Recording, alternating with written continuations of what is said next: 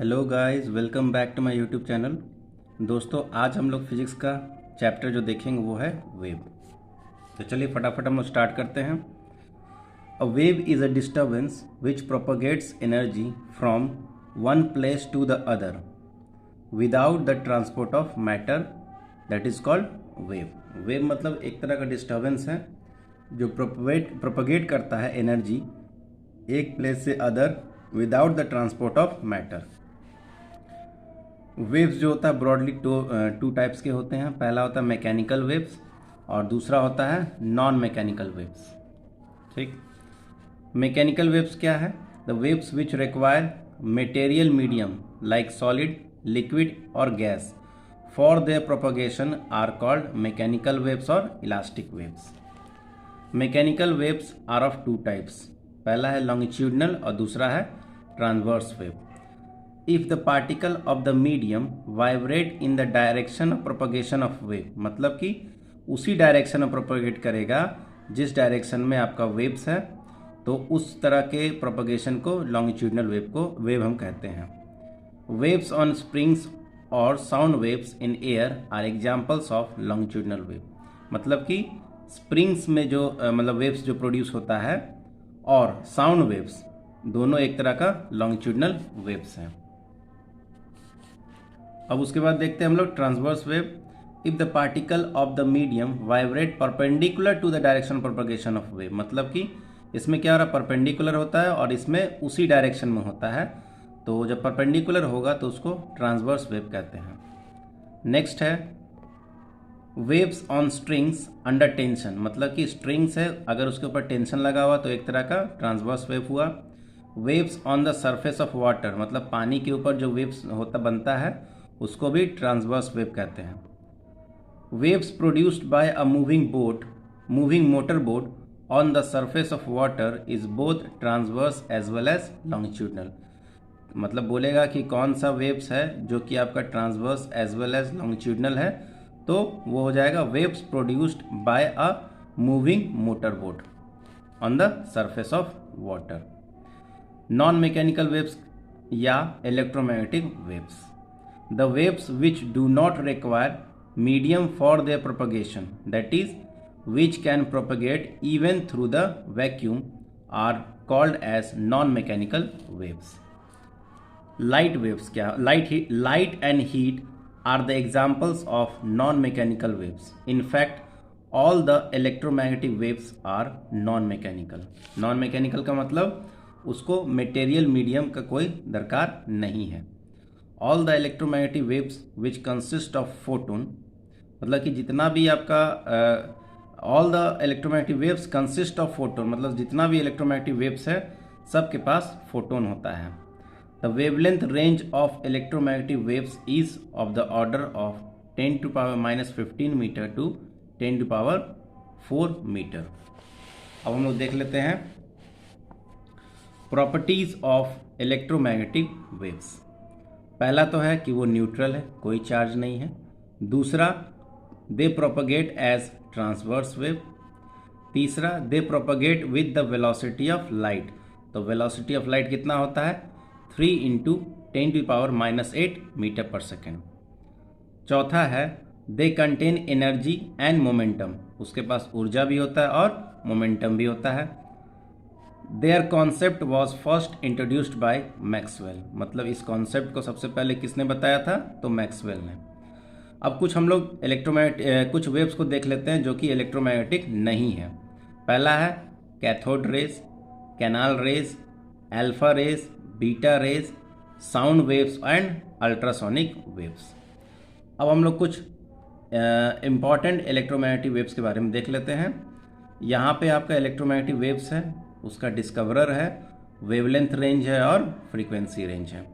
पहला है gamma rays, Henry Becquerel ने उसको डिस्कवर किया था। वेवलेंथ रेंज है 10⁻14 टू 10⁻10 और फ्रीक्वेंसी रेंज है 10⁻20 टू 10⁻18। ये आपका वेवलेंथ जो कि आपका मीटर में है। एक्सरे डब्ल्यू रॉन्टगेन, आपका वेवलेंथ है 10⁻10 टू 10⁻8, फ्रीक्वेंसी रेंज है 10⁻18 टू 10⁻16। अल्ट्रा वायलेट रेज है जो कि डिस्कवर किया था रिटर ने, और इसका जो वेवलेंथ रेंज है 10⁻8 टू 10⁻7 मीटर, और इसका फ्रीक्वेंसी है 10⁻16 टू 10⁻14। विजुअल रेडिएशन जो कि न्यूटन के द्वारा डिस्कवर किया गया था, इसका वेवलेंथ रेंज है 3⁹ इंटू 10⁻7 टू 7.8 इंटू 10⁻7, और इसका फ्रीक्वेंसी रेंज है 10⁻14 टू 10⁻12। इंफ्रारेड रेज है हर्सेल के द्वारा डिस्कवर किया गया, इसका रेंज है 7.8 से 7.8, लेकिन 10⁻7 से 10⁻3, और फ्रीक्वेंसी रेंज है 10⁻12 टू 10⁻10। शॉर्ट रेडियो वेव्स और हर्ट्जियन वेव्स, इसको हेनरिक हर्ट्ज ने डिस्कवर किया, और इसका वेवलेंथ रेंज है 10⁻3 टू 1, और फ्रीक्वेंसी रेंज है 10 टू 10⁸। लास्ट है लॉन्ग रेडियो वेव्स जो कि मार्कोनी ने डेवलप किया या डिस्कवर किया, इसका वेवलेंथ रेंज है आपका 1 से 10⁻4, और फ्रीक्वेंसी रेंज है 10⁸ टू 10�6। अब आगे हम लोग कुछ नोट देख लेते हैं। Electromagnetic waves of wavelength range 10⁻³ to 10⁻² metre are called microwaves. मतलब वैसा इलेक्ट्रोमैग्नेटिक वेव्स जिसका वेवलेंथ 10⁻³ है से 10⁻² मीटर है, उसको माइक्रोवेव्स कहते हैं। In electromagnetic waves electric field vector and magnetic field vector vibrate perpendicular to each other and also perpendicular to the direction of propagation of waves. Next क्या है, phase of vibration क्या है? Phase of vibration of a vibrating particle at any instant is the physical quantity which express the position as well as the direction of motion of the particle at that instant with respect to its equilibrium position. मतलब phase किसको कौन से physical quantity को express करता है? पहला है position और दूसरा है direction of motion of the particle. अब देख लेते हैं एम्पलीट्यूड क्या होता है। Amplitude is defined as the maximum displacement of the vibrating particle on either side from the equilibrium position. मतलब कि ये आपका मान लीजिए वेव है, तो ये जो पोर्शन होगा ये आपका एम्पलीट्यूड होगा यहाँ से यहाँ तक का। नेक्स्ट वेवलेंथ क्या है?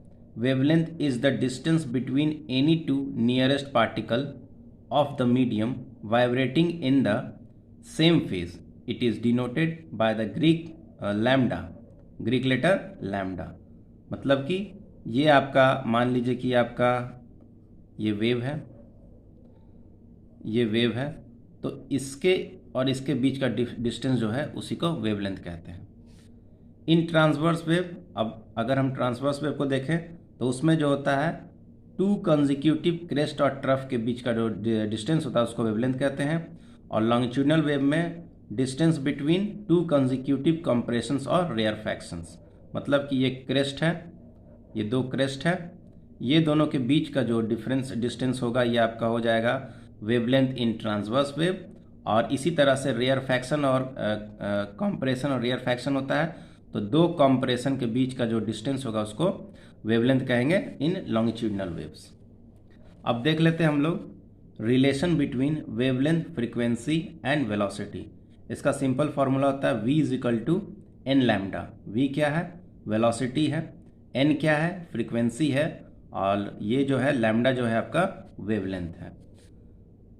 A path difference of delta x corresponds to the phase difference. मतलब कि जो पाथ डिफरेंस डेल्टा एक्स होगा यही है जो कि फेज डिफरेंस को डिनोट करता है।